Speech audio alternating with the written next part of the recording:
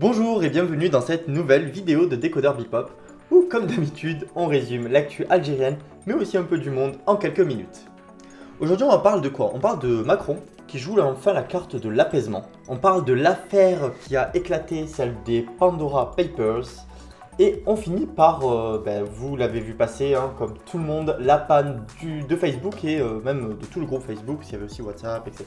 Si vous découvrez la chaîne, bienvenue à vous. Donc nous, comme je viens de le dire, on résume l'actualité tous les jours au quotidien. On fait une petite vidéo pour donner l'actualité qui se passe en Algérie et un peu autour dans le monde. Donc si le format vous plaît, n'hésitez pas à vous abonner pour continuer à nous suivre, recevoir une notification, mais aussi donc nous soutenir.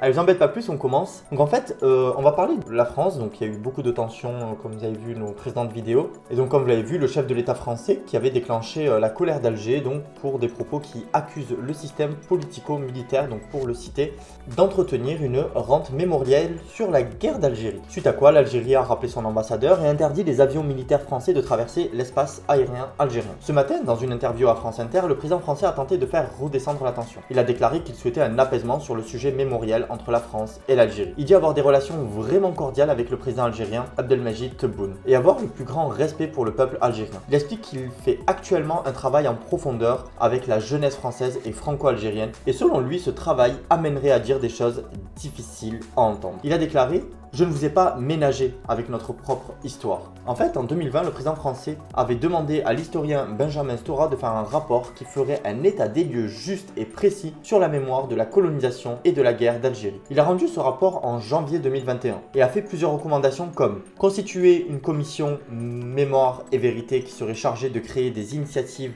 entre la France et l'Algérie autour de la question de la mémoire. L'autre initiative serait d'ériger des lieux de mémoire sur 4 camps d'internement algériens en France, ou encore la dernière initiative par exemple de commémorer les différentes dates symboliques du conflit. Il y en a encore plein d'autres, d'ailleurs ce rapport avait provoqué de fortes réactions en Algérie. Le président estime que cette question soulève des blessures et à ce titre il annonce qu'il y aura immanquablement d'autres tensions. Aujourd'hui, dans son entretien, il appelle à reconnaître tous ces mémoires et leur permettre de cohabiter. On voit bien là que le président donne un discours plus mesuré que ce qu'il avait fait auparavant, donc les jours précédents. Reste à savoir comment le gouvernement algérien et la population algérienne réagiront à cette tentative d'apaisement. On passe maintenant sans plus tarder à l'affaire Pandora Papers. Il s'agit d'une enquête révélée dimanche dernier par le Consortium international des journalistes d'investigation, qu'on va simplement appeler ICIJ pour pas le répéter à chaque fois, et dans laquelle ont collaboré environ 600 journalistes. En s'appuyant sur près de 12 millions de documents qui proviennent de 14 sociétés de services financiers, l'enquête a révélé qu'il existait à peu près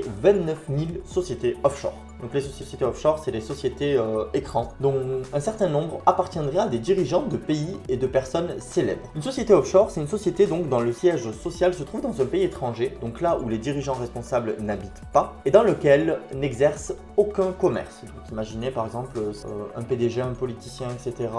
Réside en Algérie, en France, en Espagne. Il aurait un compte offshore, une entreprise qui est elle située dans des pays totalement étrangers où il n'a aucune adresse et aucun commerce. Pourquoi faire ça? Donc en fait l'idée c'est de faire de l'optimisation fiscale et de faire en sorte que les bénéfices se déclarent dans un territoire où il y a peu ou voire pas d'impôts du tout. C'est ce qui permet aux entreprises d'augmenter leur rentabilité. En soi bon, ce n'est pas forcément illégal d'avoir une société offshore. L'important c'est de savoir quelle est l'activité réelle qu'il y a derrière. Mais la plupart du temps les sociétés offshore sont implémentées dans les territoires où il y a une certaine opacité bancaire, si on peut dire. Et ceux qui en créent utilisent souvent des prête-noms. Ça leur permet par exemple de brouiller les pistes sur les véritables propriétaires de ces entreprises. Du coup, ces propriétaires sont plus libres de faire de la fraude fiscale par exemple, ou même du blanchiment d'argent dans certains cas. Comme on l'a dit plus tôt, ce n'est pas vraiment illégal d'avoir une société offshore, tant qu'on ne fait pas de fraude fiscale ou d'activité illégale. Mais le problème se pose quand il s'agit de dirigeants de pays. Donc l'ICIJ montre le paradoxe entre le discours anti-corruption tenu par certains d'entre eux et leur placement dans des paradis fiscaux. Donc oui, il y a dans ces associations beaucoup de politiciens et beaucoup de politiciens justement qui tiennent un discours anti-corruption. Ces journalistes soulèvent là une vraie question d'éthique. Au total, l'ICIJ a dévoilé 336 dirigeants et responsables politiques de premier plan qui auraient créé près de 1000 sociétés offshore. Parmi ces dirigeants, on retrouve le président du Kenya, on retrouve le premier ministre des Émirats Arabes Unis, on retrouve le roi de Jordanie, on retrouve le premier ministre tchèque, le président équatorien, ukrainien, congolais et plein d'autres encore. Par exemple, le roi de Jordanie a créé au moins une trentaine de sociétés offshore, ce qui lui a permis d'acheter 14 propriétés de luxe aux États-Unis et au Royaume-Uni pour plus de 100 millions de dollars. Pour le Premier ministre tchèque, par exemple, Andrej Babis, ces sociétés lui ont permis de financer le château Bigot, une grande propriété dans le sud de la France. Donc voilà, ce qui pose vraiment une question d'éthique parce que c'est de l'argent en fait qui ne se trouve pas dans le territoire du pays où ils exercent, alors que c'est généralement en fait des politiciens qui sont censés travailler pour le pays dans lequel ils exercent. Donc voilà, c'était important de le dire. C'est pas la première affaire qu'il y a eu. Avant ça, il y a eu par exemple les Panama Papers et plein d'autres scandales. Donc rien de nouveau en termes de scandales, mais là, c'est pas juste des stars, parce que jusque-là, c'était surtout des stars qui étaient dénoncées. Là, on voit que c'est quand même beaucoup des politiciens en fait. Et c'est ça qui surprend, ou même d'ailleurs ne surprend pas vraiment. Et en tout cas, c'était pour ça qu'on voulait vous en parler. On passe maintenant au dernier sujet de la vidéo. C'est comme vous l'avez vu sûrement hier, toute la soirée, vous avez sûrement au moins WhatsApp, Instagram, Facebook et l'avez vu passer.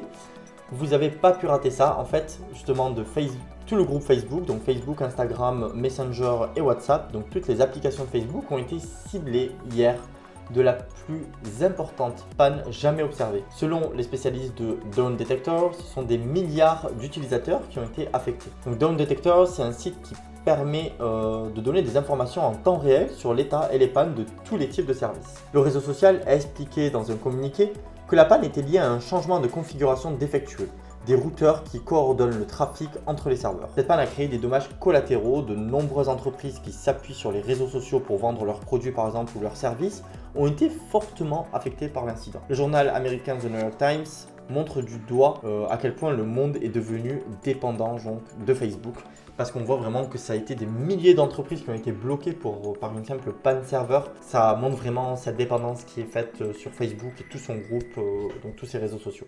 Donc voilà, c'est tout pour les news d'aujourd'hui. J'espère que ça vous a plu. En tout cas, si ça vous a plu, n'hésitez pas à vous abonner pour recevoir une notification sur les autres vidéos. Si vous avez des suggestions, même un avis sur certains sujets, des questions, n'hésitez pas à nous les poser en commentaire. En général, on répond dans la journée, même parfois beaucoup plus vite. Quant à moi, je vous dis à demain pour de nouvelles news. Bye!